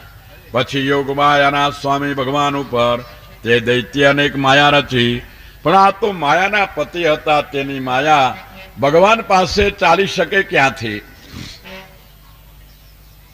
જ્યારે હિરણાક્ષની બધી માયા નાશ પામી ત્યારે ફરી તે ભગવાન પાસે આવી. જે અંતર બહાર સર્વત્ર રહ્યા છે તે ભગવાનને પોતાની છાતી વચ્ચે ક્રોધને લીધે દાબતો દેખાયો. વજ્ર સર્ગી કઠોર મુઠ્ઠીઓ મારતા એવા દૈત્યના કાનના મૂલમાં જેમ ઇન્દ્ર વત્રાસુરને મારે તેમ ભગવાને પ્રહાર કર્યો, અને જેમ પવને ઉચેડી નાખેલો ડુંગર પડે તેમ તે પર્વત મસ્તક નીચે પડી ગયું. ભયંકર દાઢવાળા તથા જેને ઓટ ડસેલો છેવા દૈત્યને પૃથ્વી ઉપર મુવેલો સૂતો જ હોય ત્યાં આવેલા બ્રહ્મા આદિ દેવતાઓ બોલ્યા કે, આવું ઉત્તમ મૃત્યુ કોને થાય? કારણ કે દૈત્યનો દેહ પડતા તેની માલિકોથી સૌ લોકો જોતા હતા તેમ તેજ નીકળીને ભગવાનના સ્વરૂપમાં મળી ગયું, જેને સારૂપ્ય મુક્તિ કહેવાય છે. ભગવાનથી વિરુદ્ધ વર્ત્યો છતાં અંતકાળે જેમનો મોક્ષ થયો. કારણ કે અંત સમયે ભગવાન જેની દ્રષ્ટિમાં છે એની કોઈ દિવસ અધોગતિ થાય જ ક્યાંથી? તો પછી આપના ચરણની ભક્તિ વડે અમે નિવૃત્ત પામ્યા છીએ. મૈત્રેય કહે બ્રહ્માદિએ જેની સ્તુતિ કરી છે એવા આદિવરાહ ભગવાન સન નહીં થઈ શકે એવા પરાક્રમવાળા હિરણાક્ષ દૈત્યને મારીને જેમાં અખંડ આનંદ છે એવા પોતાના લોકની માલિકો પધાર્યા. સુત કહે છે શૌનક, એવી રીતે મૈત્રેય કહેલી ભગવાનની કથા સાંભળીને ભગવત ભક્ત વિદુરજી ઘણા જ રાજી થયા. હે બ્રાહ્મણો, કારણને માટે વરાહનું રૂપ ધારણ કરનારા ભગવાને હિરણાક્ષને મારવામાં જે લીલા કરી તે લીલા જે કોઈ સાંભળે ગાય અથવા તેને વખાણે તે માણસ બ્રહ્મત્યાના પાપથી પણ છૂટી જાય છે. એ વિદુર, સ્વર્ગાદી લોકોની પ્રાપ્તિ કરાવનારું, અતિશય પવિત્ર, ધન આપનારું, યશ આપનારું, આયુષ્ય, સુખ, ઇન્દ્રિય તથા પ્રાણનું રક્ષણ કરનારું અને યુદ્ધમાં યશ વધારનારું આ ચરિત્ર જે સાંભળે છે તે અંતે નારાયણને પામે છે, એમાં કોઈ શંકા નથી. જે શ્રીમન્ મહાપુરાણ તૃતીય સ્કંદ 19 સંપૂર્ણ. બોલો શ્રી ગિરિરાજ ધરન કી જય.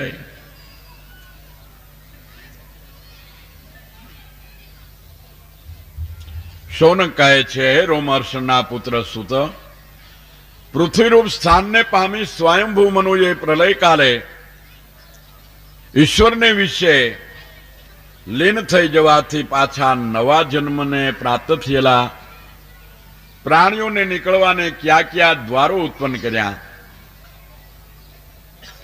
તથા તીર્થોની સેવા કરવાથી રજોગુણ રહિત થઈ ગયેલા એવા વિદુરજીએ હરિદ્વારમાં આવીને બેઠેલા અને તત્વ જાણનારા પુરુષોમાં ઉત્તમ એવા મૈત્રેયને શું પૂછ્યું? પાછા મૂળ વાત ઉપર આવો છો. આવો કહે છે મૈત્રેય, જે પ્રમાણે પૂછ્યું અને જે સંવાદ થયો તે સાંભળવાની અમે ઈચ્છા કરીએ છીએ. ત્યારે સૂત કહે છે, પોતાની માયાથી વરાહનું રૂપ જેને ધારણ કરેલ છે એવા ભગવાને સાતલમાં પૃથ્વીનો જે ઉદ્ધાર કર્યો તે તેની લીલાને તિરસ્કાર પૂર્વક હિરણાક્ષને માર્યો. એ સર્વકથા સાંભળીને રાજી થયેલા વિદુરજીએ મૈત્રેય મુનિને પૂછ્યું. વિદુર કહે છે, પ્રજાપતિઓના પતિ બ્રહ્માએ પ્રજાની સૃષ્ટિમાં પ્રથમ પ્રજાપતિઓને ઉત્પન્ન કરીને તે કથા તમે કહો, કેમ કે હે બ્રહ્મન, તમે ઈશ્વરના માર્ગને જાણનાર છો. ત્યારે મૈત્રેય કહે છે, જીવોના આત્કર્ય કર્મોથી પ્રકૃતિના અધિષ્ઠાતા કાલ વડે વિકાર પામેલા ભગવાનની માયાના 3 ગુણથી આ મહતત્વ ઉત્પન્ન થયું. રજોગુણ જેમાં મુખ્ય છે એવા દૈવે પ્રેરેલા મહતત્વથી સાત્વિક, રાજસ, તામસ એવી 3 પ્રકારની માયા ઉત્પન્ન થઈ. તેમાં આકાશ ઉત્પન્ન થયું, આકાશથી તેજ ઉત્પન્ન થયું, તેજથી વાયુ ઉત્પન્ન થયો, વાયુથી જળ ઉત્પન્ન થયું, જળથી આ પૃથ્વી ઉત્પન્ન થઈ. અને પૃથ્વીના આ સર્વે ઘાટ કહેવામાં આવે છે. અજ્ઞાનમય શરીરને પોતાને પ્રિય ન લાગવાથી જેને તજી દીધું છે તેને રાત્રિ કહેવામાં આવે છે. અને જ્ઞાન સ્વરૂપ જે શરીર છે તેને ધારણ કરેલું છે તેને દિવસ કહેવામાં આવે છે. બ્રહ્માએ પોતાની કેડીની નીચેના ભાગથી સ્ત્રીમાં લંપટ એવા દૈત્યોને સર્જ્યા. કામી, વિષયી, સ્ત્રીની પાછળ દોડે તેવા ભાવથી બ્રહ્માની પાછળ દોડ્યા. તેઓને જોઈને પ્રથમ તો બ્રહ્માએ જ્યારે નિર્લજપણાથી પાછળ લાગ્યા ત્યારે ક્રોધ કરીને તથા ભયભીત થઈને ભાગી ગયા. શરણે આવાલાનું દુઃખ ટાળવાની ઈચ્છા પ્રમાણે રૂપ ધારણ કરનારા પરમાત્માના આપનારા એવા ભગવાનની પાસે જઈને બોલ્યા કે હે પરમાત્મા, તમે મારી રક્ષા કરો. મારી આજ્ઞાથી આ પ્રજા ઉત્પન્ન કરી, પરંતુ હે પ્રભુ, આ પાપી અસુર પ્રજાઓ મને સ્ત્રી રૂપમાંની દુષ્ટકર્મથી દુઃખ દેવા પછવાડે લાગેલા છે. આપ એક જ દુઃખ પામતા લોકોનું દુઃખ દૂર કરનારા છો. જેને તમારા ચરણનો આશ્રય કરેલ નથી તેવા પુરુષોને ક્લેશ ઉપજાવનારા છો. બ્રહ્માનું કષ્ટ જોઈને ભગવાને તે શરીરનો ત્યાગ કરી દે આવી રીતે ભગવાને આજ્ઞા કરી. ત્યારે તેણે પોતાનું તે શરીર મૂકી દીધું અને તેનું નામ સંધ્યા પડ્યું. આ સ્ત્રી છે એમ માનીને હે વિદુરજી બધા અસુરો તેમાં મોહ પામ્યા. અહો આ સ્ત્રીનું રૂપ કેવું છે, અહો તેની ધીરજ કેવી છે, અહો તેની નવી જુવાની કેવી છે, તેની ઈચ્છા રાખતા એવા પણ સર્વની તરફ કેમ જાણે પોતે નિષ્કામ હોય તેમ ચાલી આવે છે.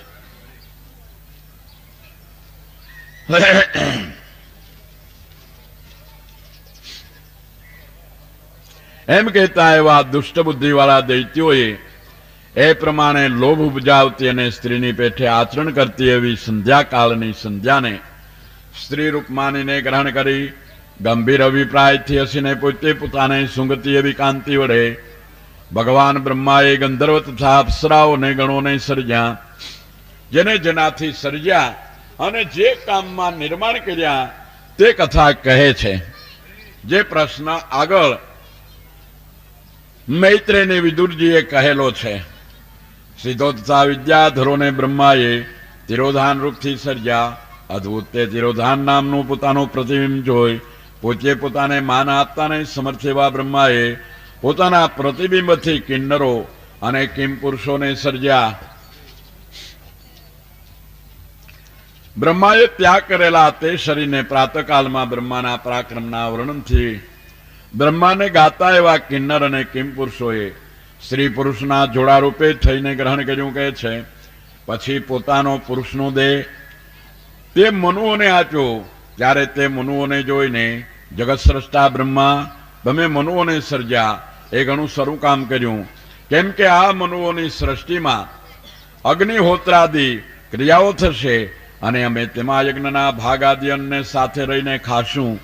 એવી રીતે પૂર્વે સર્જેલી સૃષ્ટિએ બ્રહ્માને વખાણ્યા.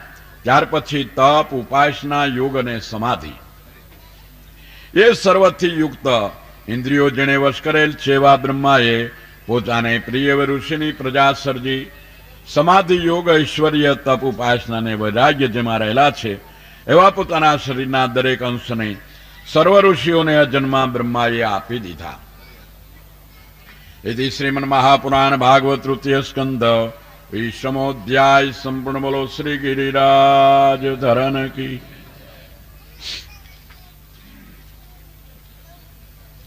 વળી વિદુરે પૂછ્યું કે મૈત્રેય સ્વયંભૂ મનુના શ્રેષ્ઠ વંશની કથા કહો કે જેમાં મૈથુનથી પ્રજાની વૃદ્ધિ થઈ છે. સ્વયંભૂ મનુના પુત્ર પ્રિયવ્રત તથા અવતાનપાદે ધર્મ પ્રમાણે સાતે દ્વીપવાળી પૃથ્વીનું જેવી રીતે રક્ષણ કર્યું હોય તે કથા પણ અમે સાંભળવાને માટે ઈચ્છીએ છીએ. દેવહૂતિ નામની સ્વયંભૂ મનુની દીકરી કરદમ પ્રજાપતિને આપી હતી એમ તમે કહી ગયા છો. તો યોગના લક્ષણવાળી તે દેવહૂતિના કરદમ પ્રજાપતિએ કેટલા સંતાનો ઉત્પન્ન કર્યા. બ્રહ્માના પુત્ર રુચિ ઋષિ તથા દક્ષ પ્રજાપતિએ પણ મનુની દીકરીઓને પ્રણીને પ્રાણીઓની સૃષ્ટિ કેવી રીતે કરી તે કહો. ત્યારે મૈત્રેય ઉત્તર આપે છે કે હે વિદુર, પ્રજાની સૃષ્ટિ કરો એવી બ્રહ્માની આજ્ઞાથી કરદમ મુનિએ સરસ્વતીને કાંઠે 10,000 વર્ષનું તપ માંડ્યું. તેમાં સમાધિ સહિત પૂજનના પ્રકારથી શરણાગતને વરદાન દેનારા ભગવાનને ભક્તિપૂર્વક સેવવા લાગ્યા. હે વિદુર, તેથી પ્રસન્ન થઈને સતયુગમાં બ્રહ્મરૂપ શરીરથી ભગવાને તેને દર્શન દીધું. વક્ષસ્થળમાં લક્ષ્મી અને કોટમાં કૌસ્તુભમણિ હતા એવા ભગવાનને આકાશમાં ઉભેલા જોઈને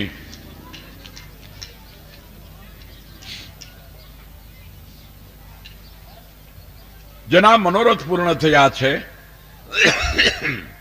એવા પ્રેમી સ્વભાવવાળા કરદમ મુનિએ હર્ષથી પૃથ્વી ઉપર દંડવત કર્યા અને હાથ જોડીને સ્તુતિ કરી.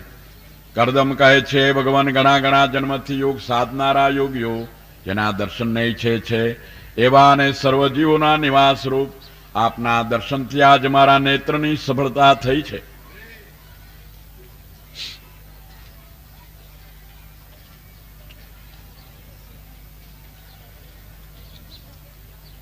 વિષયના અલ્પ સુખને માટે જેવો ભજે છે તેઓને જો કે તમે વિષય સુખ પણ આપો છો. તો પણ એ લોકોની બુદ્ધિ માયાથી નાશ પામી ગયેલી સમજવી, કેમ કે વિષય તો નરકમાં પણ મળે છે. ગમે તે યોનિમાં જાઓ ત્યાં વિષયો બધા મળે છે. ભગવાનનું ભજન કરીને વિષયના સુખો માગવા એ તો ખરેખર પારસમણિયા આપીને માગવાની જોડી લઈ આવવા જેવું છે. માગવા થાય આપણે એટલા mateથી પારસમણી વેચી અને ભીખ માગવાની જોડી લઈ આવવા જેવું છે. અગર તો જે કાંઈ ભગવાનનું ભક્તિ કરીને જે વિષયના સુખોના શણગાર સજીએ છીએ એ ખરેખર મળદાને શણગારવા જેવી વાત છે. પણ ઘણા કાળથી જીવ વિષયમાં ટેવાયેલો હોવાને લઈને એ સુખોની માલિકો દોડધામ કરતો ફરે છે. જે મોક્ષ આપી શકે એમ છે એ મોક્ષને છોડીને મનુષ્ય તેની પાસેથી પણ વિષયના સુખો જ માગે છે.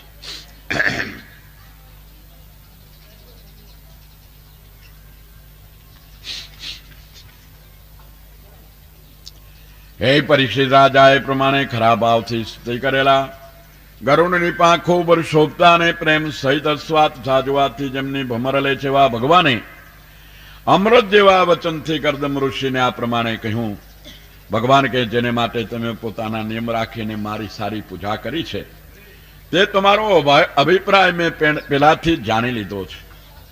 હે પ્રજાપતિ, બ્રહ્માના પુત્ર વિખ્યાત કીર્તિવાળા સ્વયંભૂ મનુ કે જે બ્રહ્માવર્ત દેશમાં રહીને સગળી પૃથ્વીનું ચક્રવર્તી રાજ્ય કરે છે તે ધર્મને જાણનારા રાજા પોતાની શત્રુપા નામની રાણીની સાથે પરમ દિવસે તમારા દર્શન કરવાને માટે આવશે. તમે જે ગ્રસ્તાશ્રમ કરવાની ઈચ્છા કરી છે તે કન્યાને સાથે લઈને આવશે અને તમારું મનમાન્યું કાર્ય સંપૂર્ણ થશે. એ મનુ પોતાની પુત્રી કે જે અવસ્થા શીલગુણ અને રૂપવાળી છે તથા પતિને શોધે છે તેને તમારા યોગ્ય જાણી તમને પરણાવશે આપશે. હે બ્રાહ્મણ, આટલા વર્ષો સુધી તમારું ચિત્ત જેમાં લાગી રહ્યું છે તે રાજકન્યા હવે તુરંત તમારી મનગમતી સેવા કરશે. તે સ્ત્રીને તમારા વીર્યથી 9 કન્યાઓ આવશે અને તે કન્યાઓમાં વળી બીજા ઋષિઓ પણ પુત્રો ઉત્પન્ન કરશે. ગ્રસ્તાશ્રમી શ્રમથી જીવો ઉપર દયા કરી અને સંન્યાસથી અભયદાન આપી બ્રહ્મજ્ઞાન આપીને તમારા સ્વરૂપને જગતની સાથે મારામાં દેખશો અને મને પોતાનામાં દેખશો. મૈત્રેય કહે છે, અંતર્વર્તી જણાય એવા ભગવાન એ પ્રમાણે કહીને સરસ્વતી આંટો દીધેલા બિંદુ શર્માથી કરદમ ઋષિ જોઈ રહેતા ભગવાન અંતર ધ્યાન થઈ ગયા. હે વિદુર, પછી સ્વયંભૂ મનુ સોનાના સામાનવાળા રથમાં બેસી અને તેમાં પોતાની દીકરીને બેસાડી રાણી સહિત વર શોધવાને માટે પૃથ્વીમાં ફરવા નીકળ્યા હતા. તે જે દિવસ ભગવાને કહ્યો તો તે દિવસે શાંતિવાળા કરદમ મુનિના આશ્રમની માલિકો આવ્યા. એ સ્થળ સરસ્વતીથી વીંટળાયેલું પવિત્ર કલ્યાણકારી અને મીઠા જળવાળું તથા ઘણા મોટા ઋષિઓએ સેવેલું છે. એ ઉત્તમ તીર્થમાં આવીને દેવહૂતિ સહિત મનુએ કરદમ મુનિને નમસ્કાર કર્યા. અગ્નિમાં હોમ કરીને બેઠેલા હતા તેમના દર્શન કર્યા. એ મુનિ ઘણા કાળ થયા તપ કર્યા કરવાથી શરીરમાં શોભતા હતા. ભગવાનના સ્નેહયુક્ત કટાક્ષ પડવાથી તેમના ભાષણ રૂપ ચંદ્રમાની કળાના અમૃતનું સેવન થયાને લીધે બહુ દુબળા ન હતા અને બ્રહ્મ તેજથી ઝળકી રહેલા હતા. તેમને જોઈને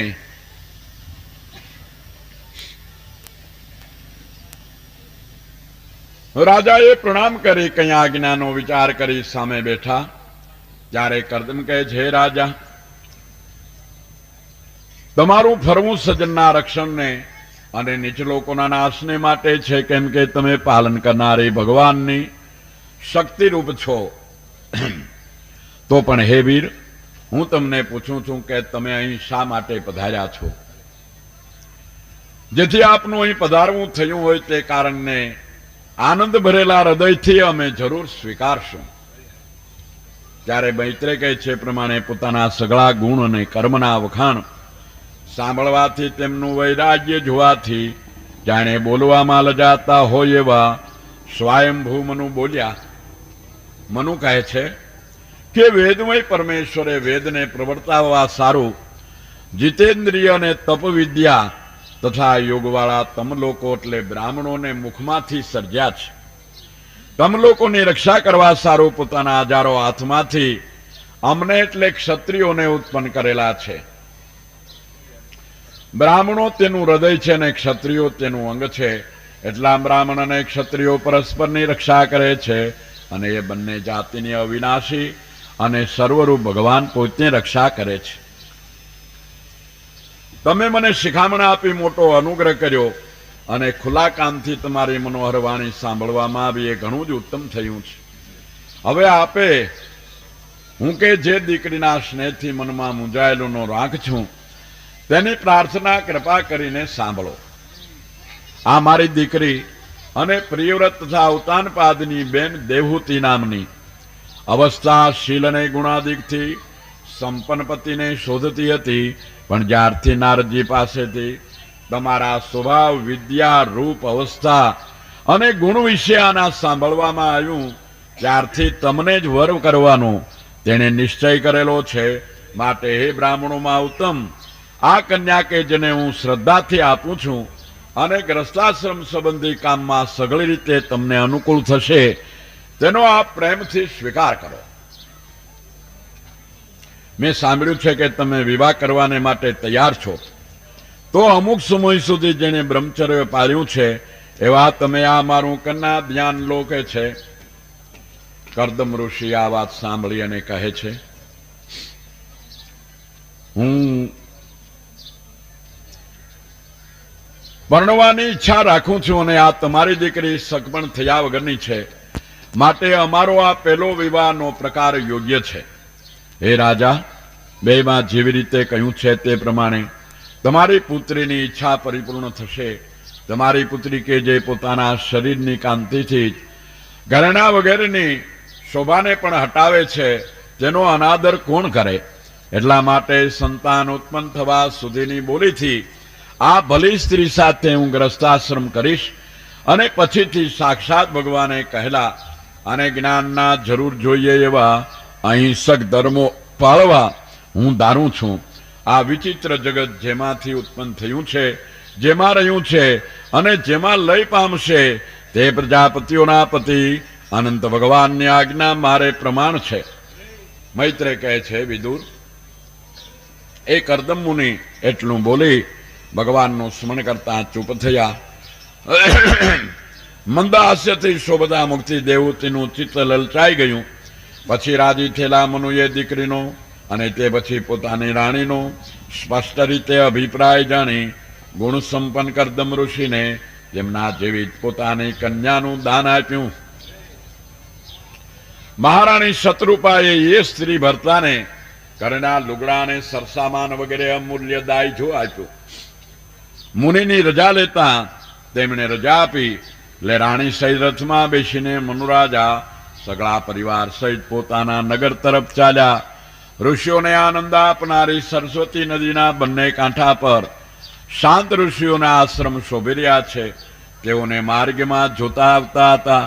ચક્રવર્તી રાજાને આવતા જાણી આનંદ પામેલી પરાવર્ત દેશની રાજા બ્રહ્માવર્ત દેશની પ્રજા ગાયન સ્તુતિ અને વાજિંત્રની સાથે સામે ગઈ અને રાજાને બહુ જ માન આપ્યું. પછી પોતાની રાજધાની બૃહસ્પતિ નગરીમાં પ્રવેશ કરી ત્રણેય તાપને મટાડનારા પોતાના ઘરમાં રહી રાણી અને સંતાનની સાથે ધર્મ અર્થ અને મોક્ષને વિરોધ ના આવે એવી રીતે સંસારના સુખોને ભોગવવા લાગ્યા. સવારમાં દેવલોકના ગવૈયાઓ પોતાની સ્ત્રીઓ સહિત તેમની રૂઢી કીર્તિ ગાતા હતા. તો પણ તે મનુ પોતે એકાગ્રચિત્તથી ભગવાનની કથા સાંભળતા હતા. સંપત્તિનો કોઈ પાર ન હતો, પોતાના ગુણ ગાનારાઓનો પાર નહોતો, પણ તેમાં તેનું લક્ષ્ય નહીં હતું. તેનું લક્ષ્ય હતું ભગવાનની સ્તુતિમાં, ભગવાનની કથામાં. મૈત્રેય કહે છે, માતા પિતા ગયા પછી પતિવ્રતા અને મનની વાતને જાણી જનારી દેવહૂતિ નિરંતર પાર્વતી જેમ સદાશિવને સેવે તેમ કર્દમ મુનિને સેવવાને લાગી. કામ, કપટ, દ્વેષ, લોભ, દુરાચરણ અને મદનો ત્યાગ કરી સાવધાન અને નિરંતર તૈયાર રહેતી દેવહૂતિએ વિશ્વાસથી, પવિત્રતાથી, માનથી, જીતેન્દ્રિયપણાથી, સેવાથી, સ્નેહથી અને મધુર વાણીથી મહાતેજસ્વી પતિને પણ પ્રસન્ન કર્યા. હંમેશા તપ અને સેવા ગમે તેવા અનઅધિકારીને પણ અધિકારી બનાવી દે છે. હરિભજન થકી છોટા હોય તે સૌથી મોટા થાય છે. ત્રણ તાપ ટળે જન્મ મરણના સંકટ સગળા જાય છે. એમાં ઘણા જગતમાં કહેવાતા નીચ વર્ણની માલિકોથી આવેલા મહાપુરુષોની વાતો છે. અરે વેદના પ્રણેતા 12 ઋષિઓ એવા છે કે જે નીચ કુળની માલિકોથી આવેલા છે, છતાં ઋષિ કુળ કહેવાય છે અને ઋષિ તરીકે જ જેના ગુણાનુવાદો ગવાય છે. માટે ભગવાનનું નામ મોટું છે, પવિત્ર કરનાર તે છે. એ પ્રમાણે સગળી સિદ્ધિઓ તેઓના સંબંધની ઉપાસનાઓ વિચક્ષણ પતિને બોલતા જોઈ દેવહૂતિની સગળી ચિંતા મટી ગઈ. પછી આટલું બધું તપ, ઘણા વર્ષોની સેવા, એ જોઈને પતિ પ્રસન્ન થયા. જ્યારે આવા બ્રહ્મનિષ્ઠ પતિ પ્રસન્ન થાય ત્યારે સ્ત્રીનું કઈ મનોકામના પૂર્ણ ન થાય એમ કહો. સિદ્ધિઓ જેને સંપૂર્ણ વરેલી છે. હસ્તી દેવતી વિનયથી અને પ્રેમથી ગદવદ વચને બોલી કે હે બ્રાહ્મણોમાં ઉત્તમ મારા સ્વામી, તમે અમોઘ સિદ્ધિઓના અધિપતિ છો, તેથી તમારી પાસે સગળું તૈયાર જ છે તે હું જાણું છું. પરંતુ જે તમે ઠરાવ કર્યો છે તે પ્રમાણે એકવાર અંગસંગ થવો જોઈએ, કેમ કે મહાત્મા પતિ પાસેથી સતી સ્ત્રીઓને સંતાન પ્રાપ્ત થાય એ મોટો લાભ છે અને જગતને પણ તેનો મોટો લાભ છે. હે નાથ, તમે જગાવેલા કામદેવથી હું પરાભવ પામેલી છું, માટે તે શાંત કરવાને માટે જેવું જોઈએ તેવા ઘરનો વિચાર કરો. ત્યારે મૈત્રેય કહે છે, હે વિદુર, પ્રિયાનું પ્રિય કરવાને ઈચ્છતા તે કર્દમ મુનિએ યોગના બળથી તે ક્ષણમાં ધારે ત્યાં જાય એવું એક મોટું વિમાન પ્રગટ કર્યું.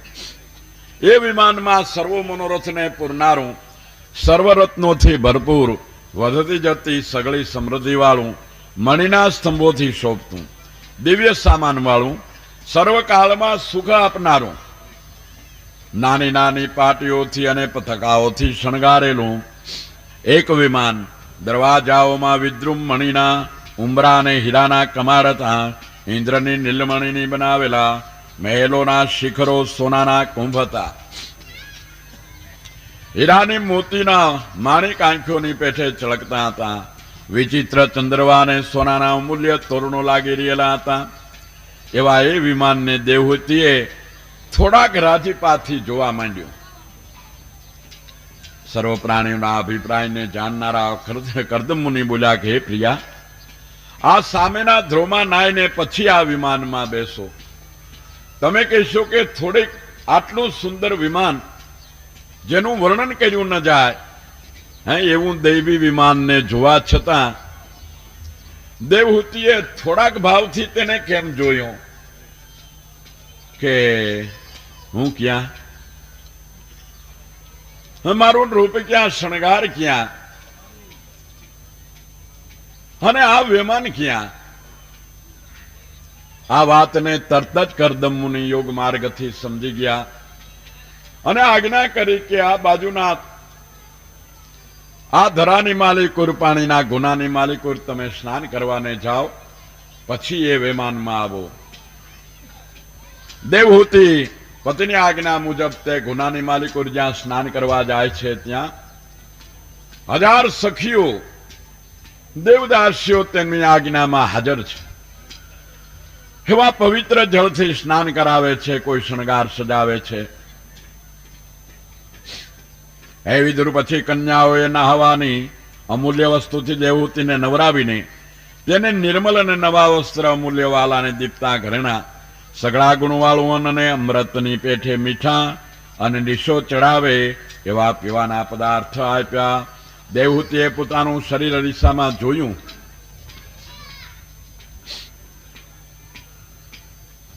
ત્યાં માથે નાવાની સ્વચ્છ માળા અને રજ વગરના વસ્ત્રવાળું કન્યાયુમાન આપેલું સગળા આભરણથી શોભાયમાન કમલ સરખી આંખોની અણીઓને મનોર અને સ્નેહ ભરેલી હતી. કાળા કેસથી મુખ શોભી રહ્યું હતું.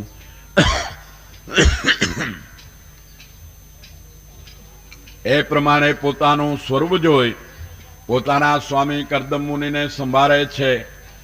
કરદમ મુનિનું ચિંતન કર્યું ત્યાં તરત જ તે ગુના પાસેથી સીધા જ તે દેવી વિમાનની માલિકો પોતાને જોયા પહોંચી ગયા. તેમની યોગ શક્તિ જોઈ આતે શું એમ વિસ્મય પામી ગઈ. એ વિદુર નાહેલી નવીનની પેઠે શોભતી પરણ્યા પહેલા જીવી હતી તેવી જ લાગતી. 1000 વિદ્યાધરીઓએ સેવાતી સારા વસ્ત્રવાળી અને જેણે પોતાના સુંદર સ્તન ઢાંકી લીધા છે એવી દેવહૂતિને કરદમ મુનિએ પ્રેમથી વિમાનમાં બેસાડી.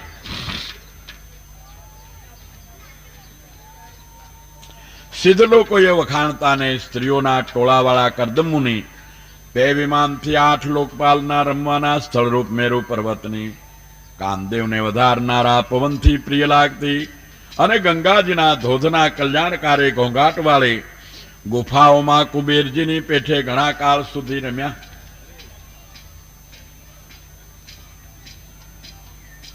મોટા યોગી કરદમ મુનિ પોતાની સ્ત્રીને માટે આશ્ચર્ય આપનારો સગળો ભૂગોળ દેખાડીને પછી આશ્રમમાં આવ્યા. રમણ કરવામાં ઘણા ઉત્સાહવાળી કાંતાને પોતાને નખે નોખા નોખા નવ સ્વરૂપ ધરી રમાડતા એ મુનિએ ઘણા વર્ષો બે ઘડીની પેઠે કાઢી નાખ્યા. તે વિમાનમાં રતિને વધારનારી ઉત્તમ શયામાં પોતાના સુંદર પતિની સાથે શયન કરતી દેવહૂતિ ઘણો સમય વીતી ગયાની ખબર પણ ન પડી. એ પ્રમાણે યોગના પ્રભાવથી રમણ કરતા અને વિષયોમાં લાગેલા તે સ્ત્રી ભરતાને 100 વર્ષ તો થોડાક કાળની ઘોડે વ્યતીત થઈ ગયા. અટાણે પણ એવું છે હો. આપણે હમણાં લુગડા પહેરવાની ખબર નહોતી, નાકુડિયા રખડતા હતા એને ઠેકાણે 30 થયા, 40 થયા, 50 થયા, 60 થયા, 75 થયા. જવાની તૈયારીમાં તોય એમ લાગે છે કે આપણે તો હમણાં બાળકો છીએ. જાણે જગમાં હું જીતી બેઠો ત્યાં ઉંદર પડી ગયા છે કાપમાં. કાળો ને ધોળો બે ઉંદર આયુષ્ય રૂપી દોરીને રોજે રોજ કાપે જાય છે. માટે પોરા 8 જાપ જપો જુગતી જાણો ઈ જાપમાં જો સ્નેહ ને સાંકળો તો અલખ બોલે છે આપમાં.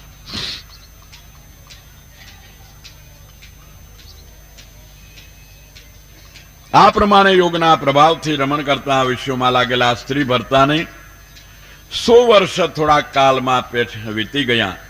દેવહૂતિને પોતાના અર્ધાંગરૂપ માનતા અને તેને ઘણી પ્રજાની ઈચ્છા છે એમ જાણતા આત્મજ્ઞાની સમર્થ મુનિએ પોતાના નવરૂપ કરીને તે સ્ત્રીમાં ગર્ભની ઉત્પત્તિ કરી. તેથી તે દેવહૂતિને એક જ દિવસમાં 9 દીકરીઓનો જન્મ થયો. એ સગળી કન્યાઓ રૂપાળીને રાતા કમળ સરખા નેત્રવાળી હતી. પછી તે મુનિને સંન્યાસ લેવાની તૈયારી કરતા ધારી ઉપરથી રાજી થતી પણ મનમાં કોચવાતી અને મણી સરખા નખવાળા પગથી ધરતીને ખોતરતી. દેવહૂતિ નીચું મોડું કરી આંસુના ટીપા રોકી ધીરજથી સુંદર વચન બોલી કે હે પ્રભુ, આપે મારે માટે જે વચન આપ્યું હતું તે વચન પરિપૂર્ણ પાડ્યું છે, તો પણ મને શરણાગત જાણી અભયદાન દેવું જોઈએ. એ નાથ, વિષયના પ્રસંગથી પરમાત્માનો વિચાર નહીં કરતા મારો આટલો કાળ વીતી ગયો. તેથી હવે બસ છે. આપ બ્રહ્મવેતા છો એમ નહીં જાણતા વિષય સુખની આસક્તિથી મેં આપનો પ્રસંગ કર્યો છે. ભવસાગર તારી દ્યો તેવા સમર્થ પુરુષ મને મળ્યા, છતાં મેં જિંદગી પર્યંત આપને વિષય સુખને માટે સેવ્યા છે. હવે છેલ્લી એક વાત માગું છું, તેના સામે ધ્યાન દ્યો, મારું કલ્યાણ કરો. અસાધુ માણસને અજ્ઞાનથી કરેલો સંગ જન્મ મરણ આપે છે, પણ તેવો જ સંગ સાધુજનનો અજાણપણે થઈ ગયો હોય તો પણ વૈરાગ્ય આપે છે. કારણ કે અણસમજણે સેવેલું વિષ જરૂર મૃત્યુ કરે છે, એમ અણસમજે સેવેલું અમૃત જરૂર અમર બનાવે છે. તો મહારાજ, આપ જેવા અમૃતનું પાન કરાવનારા પુરુષને પામીને હે મારી અધોગતિ કેમ થાય? હું ભગવાનની માયાથી બહુ છેતરાઈ ગઈ. કેમ મુક્તિ આપો એવા આપને પામીને મેં મોક્ષની ઈચ્છા કરી નથી. મૈત્રે કહે છે એ પ્રમાણે વૈરાગ્યની વાત કરતી અને વખાણવા યોગ્ય મુનિની દીકરીને ભગવાનના વચનનું સ્મરણ કરતા દયાળુ મુનિએ કહ્યું કે ઋષિ કહે છે, પવિત્ર રાજપુત્રી, એવી રીતે તમે પોતાને ખેદ કરો માં, કેમ કે થોડા દિવસમાં અવિનાશી ભગવાન તમારા ગર્ભમાં આવશે. તમે પતિવ્રતા છો માટે તમારું કલ્યાણ થયું. તો હવે ઇન્દ્રિયોના નિગ્રહથી, સ્વધર્મથી, તપથી, ધનના દાન કરવાથી અને શ્રદ્ધાથી ભગવાનને ભજો. તે ભગવાન તમને તમે આરાધના કરવાથી પુત્રરૂપ થઈને મારા યશનો વિસ્તાર કરતા બ્રહ્મવિદ્યાના ઉપદેશથી તમારા દેહાભિમાન રૂપી ગાંઠને કાપી નાખશે. મૈત્રેય કહે છે, દેવહૂતિ પણ એ પ્રમાણે પોતાના મહાત્મા પતિના વચનને માન સહિત સંપૂર્ણ વિશ્વાસ રાખી અવિનાશી અને સર્વના ગુરુ ભગવાનની ભક્તિ કરવા લાગી. પછી ઘણો કાળ વીતતા કરદમના વીર્ય દ્વારા તેના ગર્ભમાં આવેલા મધુસૂદન ભગવાન કાષ્ટમાંથી અગ્નિની પેઠે દેવહૂતિના ઉદરમાંથી અવતારને ધારણ કર્યો. તે સમયમાં આકાશમાં દુંદુભી વાગવાને લાગ્યા, મેઘ વરસવાને લાગ્યા, ગંધર્વો ગાન કરવા લાગ્યા, અપસરાઓ આનંદથી નાચવાને લાગી, દેવતાઓએ નાખેલી દેવતાએ ફૂલોની વૃષ્ટિ પડવાને લાગી, દિશાઓ, જળ અને લોકોના મન સ્વચ્છ થઈ ગયા.